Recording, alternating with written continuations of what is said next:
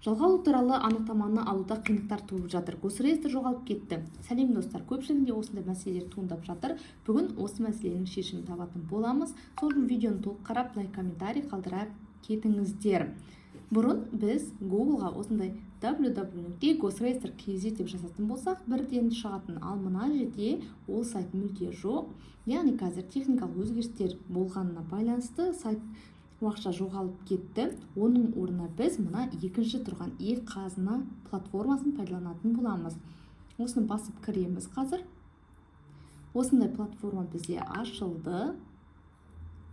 Астында саудалық сервистер бар, мұнда аренданың сервистері бар.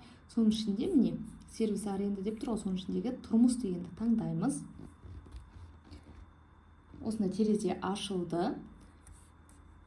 Электронды сервистер деген өтеміз. Одан кейін анықтама алу справка дегенге басамыз.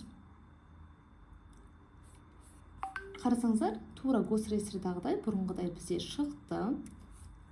Мына жерде анықтаманы кімге аласыз, балаға ма, өзіңізге таңдайсыз. Для себя деп басамын. Далее, одан кейін әдеттегідей ин нөмірімізді жазамыз. Инді жазғаннан кейін қол қою қажет болады, яғни өзіңіздің ЕЦП ключіңіз арқылы анықтаманы алуға қол қоясыздар.